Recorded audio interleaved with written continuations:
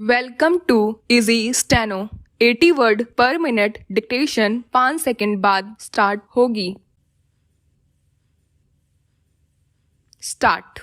दुनिया भर में जलवायु परिवर्तन की वजह से कैसी समस्याएं खड़ी हो रही हैं, इसके क्या कारण हैं, इसमें किसकी कितनी भूमिका है और इसका खामियाजा किसे उठाना पड़ रहा है, ये सब जग जाहिर तथ्य रहे हैं। लेकिन सालों से इस पर चिंता जताए जाने के बीच होते आ रहे अंतर्राष्ट्रीय सम्मेलनों में शायद ही कभी विकसित देशों ने समस्या के गहराते जाने में अपनी जिम्मेदारी स्वीकार करने का साहस दिखाया। इसके उलट जलवायु परिवर्तन या बढ़ते तापमान में कार्बन उत्सर्जन को मुख्य कारण बताकर विकासशील और गरीब देशों को कटघरे में खड़ा करने की कोशिश जरूर की गई, जबकि तीसरी दुनिया के देश दरअसल इस समस्या में विकसित देशों की सुविधाओं के पीड़ित रहे। अनेक मौकों पर भारत सहित दुनिया के कई देशों ने इस पहलू पर विकसित देशों का ध्यान आकर्षित करने की कोशिश की, मगर ऐसे सवालों की आमतौर पर अनदेखी की जाती रही। समर्थ देशों की ओर से अपनी जिम्मेदारी से पल्ला झाड़ने और आरोप दूसरों पर मरने की यह प्रवृत्ति इस समस्या के वास्तविक और दीर्घकालिक नतीजे देने वाले समाधान का रास्ता तैयार नहीं कर सकती थी। जाहिर है तीसरी दुनिया के देश यह सोचने पर मजबूर हुए कि अगर वे कार्बन उत्सर्जन की समस्या के भुक्तभोगी हैं तो इसके प्रमुख जिम्मेदार देशों को अपने रवैये पर पुनर्विचार करना होगा। शायद विकासशील देशों की इसी रुख से उपजे दबाव का यह हासिल है कि इस बार मिस्र के शर्म अल शेख में रविवार को संपन्न हुए संयुक्त राष्ट्र जलवायु शिखर सम्मेलन में हानि एवं क्षति समझौते पर सहमति का ऐतिहासिक फैसला सामने आया। इस समझौते के तहत विकसित देशों के कार्बन प्रदूषण से पैदा हुई मौसम संबंधी प्रतिकूल परिस्थितियों से प्रभावित गरीब देशों को मुआवजा देने के लिए एक कोष तैयार किया जाएगा। हालांकि इस COP 27 में उम्मीद की जा रही थी कि तेल और गैस सहित सभी तरह के जीवाश्म ईंधन के इस्तेमाल को चरणबद्ध तरीके से समाप्त किए जाने की बात को भी समझौते में शामिल किया जाए, लेकिन इस पहलू पर COP 26 में बनी सहमति की तुलना में बहुत कम प्रगति हो पाई। गौरतलब है कि तेल और गैस सहित सभी जीवाश्म ईंधनों के इस्तेमाल को धीरे धीरे खत्म करने का प्रस्ताव भारत ने दिया था और यूरोपीय संघ सहित अमेरिका और कई विकसित एवं विकासशील देशों ने इसे समर्थन दिया था। यह तथ्य है कि जलवायु परिवर्तन पूरी दुनिया के सामने एक बड़ी चुनौती है और भारत सहित पूरे विश्व का मकसद वायुमंडल में ग्रीन हाउस गैसों के उत्सर्जन को नियंत्रित करना है। यूं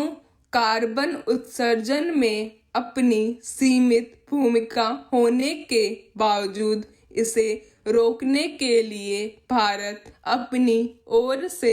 हर स्तर पर काम कर रहा है, लेकिन इस मामले में विकसित देशों में अपनी जिम्मेदारी दूसरों पर थोपने की प्रवृत्ति आम रही है। अक्सर होने वाले अंतर्राष्ट्रीय सम्मेलनों में ये द्वंद्व सामने भी आते रहे हैं, लेकिन पिछले सम्मेलन के मुकाबले इस बार एक अहम बात यह रही कि इसमें नवीकरणीय ऊर्जा को लेकर ज्यादा सख्त भाषा दिखी और ऊर्जा माध्यमों में नए प्रयोग के साथ साथ न्यायोचित बदलाव के सिद्धांतों को शामिल किया गया।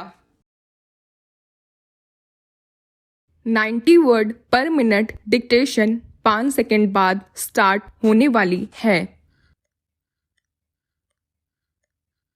स्टार्ट। दुनिया भर में जलवायु परिवर्तन की वजह से कैसी समस्याएं खड़ी हो रही हैं, इसके क्या कारण हैं, इसमें किसकी कितनी भूमिका है और इसका खामियाजा किसे उठाना पड़ रहा है, ये सब जग जाहिर तथ्य रहे हैं। लेकिन सालों से इस पर चिंता जताए जाने के बीच होते आ रहे अंतर्राष्ट्रीय सम्मेलनों में शायद ही कभी विकसित देशों ने समस्या के गहराते जाने में अपनी जिम्मेदारी स्वीकार करने का साहस दिखाया। इसके उलट जलवायु परिवर्तन या बढ़ते तापमान में कार्बन उत्सर्जन को मुख्य कारण बताकर विकासशील और गरीब देशों को कटघरे में खड़ा करने की कोशिश जरूर की गई, जबकि तीसरी दुनिया के देश दरअसल इस समस्या में विकसित देशों की सुविधाओं के पीड़ित रहे। अनेक मौकों पर भारत सहित दुनिया के कई देशों ने इस पहलू पर विकसित देशों का ध्यान आकर्षित करने की कोशिश की, मगर ऐसे सवालों की आमतौर पर अनदेखी की जाती रही। समर्थ देशों की ओर से अपनी जिम्मेदारी से पल्ला झाड़ने और आरोप दूसरों पर मरने की यह प्रवृत्ति इस समस्या के वास्तविक और दीर्घकालिक नतीजे देने वाले समाधान का रास्ता तैयार नहीं कर सकती थी। जाहिर है तीसरी दुनिया के देश यह सोचने पर मजबूर हुए कि अगर वे कार्बन उत्सर्जन की समस्या के भुक्तभोगी हैं तो इसके प्रमुख जिम्मेदार देशों को अपने रवैये पर पुनर्विचार करना होगा। शायद विकासशील देशों की इसी रुख से उपजे दबाव का यह हासिल है कि इस बार मिस्र के शर्म अल शेख में रविवार को संपन्न हुए संयुक्त राष्ट्र जलवायु शिखर सम्मेलन में हानि एवं क्षति समझौते पर सहमति का ऐतिहासिक फैसला सामने आया। इस समझौते के तहत विकसित देशों के कार्बन प्रदूषण से पैदा हुई मौसम संबंधी प्रतिकूल परिस्थितियों से प्रभावित गरीब देशों को मुआवजा देने के लिए एक कोष तैयार किया जाएगा। हालांकि इस COP 27 में उम्मीद की जा रही थी कि तेल और गैस सहित सभी तरह के जीवाश्म ईंधन के इस्तेमाल को चरणबद्ध तरीके से समाप्त किए जाने की बात को भी समझौते में शामिल किया जाए, लेकिन इस पहलू पर COP 26 में बनी सहमति की तुलना में बहुत कम प्रगति हो पाई। गौरतलब है कि तेल और गैस सहित सभी जीवाश्म ईंधनों के इस्तेमाल को धीरे धीरे खत्म करने का प्रस्ताव भारत ने दिया था और यूरोपीय संघ सहित अमेरिका और कई विकसित एवं विकासशील देशों ने इसे समर्थन दिया था। यह तथ्य है कि जलवायु परिवर्तन पूरी दुनिया के सामने एक बड़ी चुनौती है और भारत सहित पूरे विश्व का मकसद वायुमंडल में ग्रीन हाउस गैसों के उत्सर्जन को नियंत्रित करना है।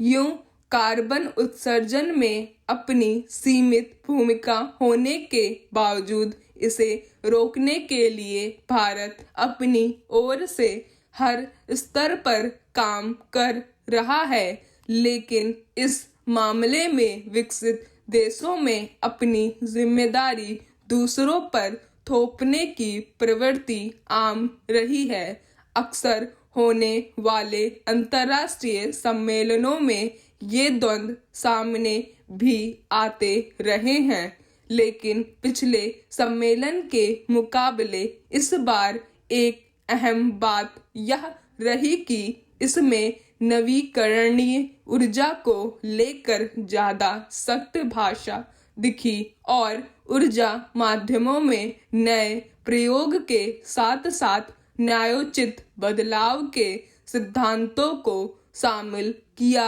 गया। 100 word per minute dictation 5 second बाद स्टार्ट होने वाली है।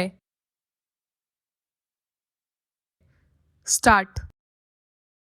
दुनिया भर में जलवायु परिवर्तन की वजह से कैसी समस्याएं खड़ी हो रही हैं, इसके क्या कारण हैं, इसमें किसकी कितनी भूमिका है और इसका खामियाजा किसे उठाना पड़ रहा है, ये सब जग जाहिर तथ्य रहे हैं। लेकिन सालों से इस पर चिंता जताए जाने के बीच होते आ रहे अंतर्राष्ट्रीय सम्मेलनों में शायद ही कभी विकसित देशों ने समस्या के गहराते जाने में अपनी जिम्मेदारी स्वीकार करने का साहस दिखाया। इसके उलट जलवायु परिवर्तन या बढ़ते तापमान में कार्बन उत्सर्जन को मुख्य कारण बताकर विकासशील और गरीब देशों को कटघरे में खड़ा करने की कोशिश जरूर की गई,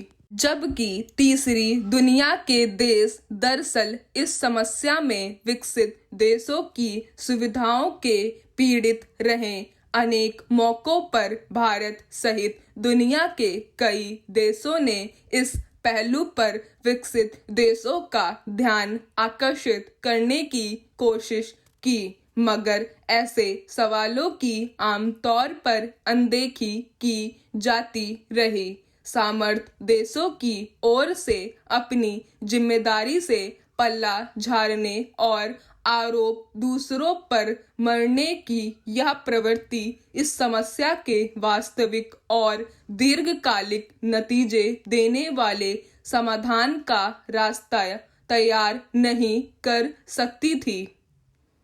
जाहिर है तीसरी दुनिया के देश यह सोचने पर मजबूर हुए कि अगर वे कार्बन उत्सर्जन की समस्या के भुक्तभोगी हैं तो इसके प्रमुख जिम्मेदार देशों को अपने रवैये पर पुनर्विचार करना होगा। शायद विकासशील देशों की इसी रुख से उपजे दबाव का यह हासिल है कि इस बार मिस्र के शर्म अल शेख में रविवार को संपन्न हुए संयुक्त राष्ट्र जलवायु शिखर सम्मेलन में हानि एवं क्षति समझौते पर सहमति का ऐतिहासिक फैसला सामने आया। इस समझौते के तहत विकसित देशों के कार्बन प्रदूषण से पैदा हुई मौसम संबंधी प्रतिकूल परिस्थितियों से प्रभावित गरीब देशों को मुआवजा देने के लिए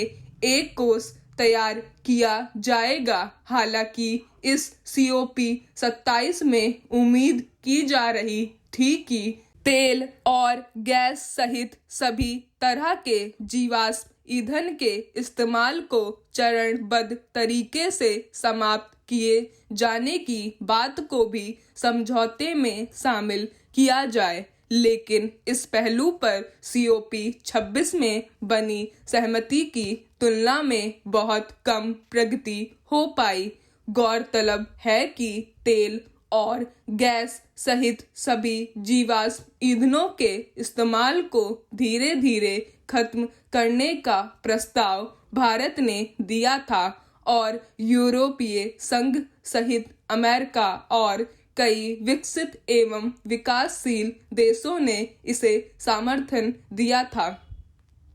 यह तथ्य है कि जलवायु परिवर्तन पूरी दुनिया के सामने एक बड़ी चुनौती है और भारत सहित पूरे विश्व का मकसद वायुमंडल में ग्रीन हाउस गैसों